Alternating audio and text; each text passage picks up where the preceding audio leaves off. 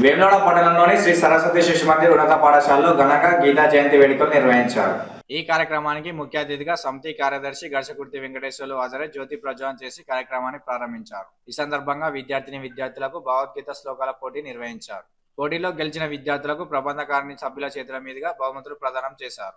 ఈ సందర్భంగా సమితి కార్యదర్శి గర్షకుర్తి వెంకటేశ్వర్లు మాట్లాడుతూ, గీతా జయంతి అంటే కృష్ణుడు భగవద్గీతను అర్జునుడికి బోధించిన రోజు అని, భగవంతుడి చేత గానం చేయబడింది కావున భగవద్గీత అయిందని తెలిపారు. విద్యార్థులకు భగవద్గీత విశిష్టత గురించి తెలియజేశారు. ఈ కార్యక్రమంలో పాఠశాల కమిటీ కార్యదర్శి మోటూరి మధు, ప్రధానాచార్యులు చిలకగట్టు, రిటైర్డ్ సంస్కృత అధ్యాపకురాలు రమాదేవి, ఆచార్యులు, మాతాజీలు, విద్యార్థులు పాల్గొన్నారు.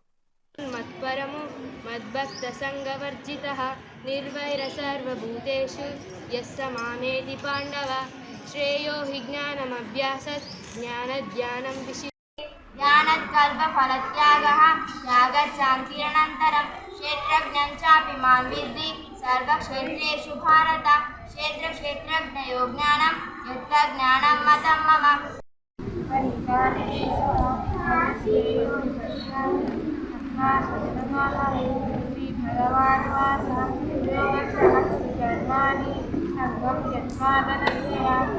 రామాయణం కానీ భారతం కానీ భాగవతం కానీ త్యాగం లేకుండా మన పురాణాలు ఏమి రాముల వారు రాజ్యాన్ని నుంచే గడిగడ ద్వారా త్యాగం చేసింది కాబట్టి రామాయణం మనం ఇప్పుడు. అలాగే భారతంలో ఈశ్వరుడు కూడా గొప్ప త్యాగం చేశారు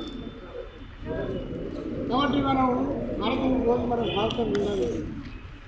భగవంతుడు పరీక్షిత్ మహారాజు కూడా చనిపోయే ముందు నారద మహాముని అడిగి ఎట్లా నేను అంటే అప్పుడు సంతాల మహాముని అనే మొత్తం వివరంగా 6 రోజులు అతనికి అంతా బోధిస్తారు.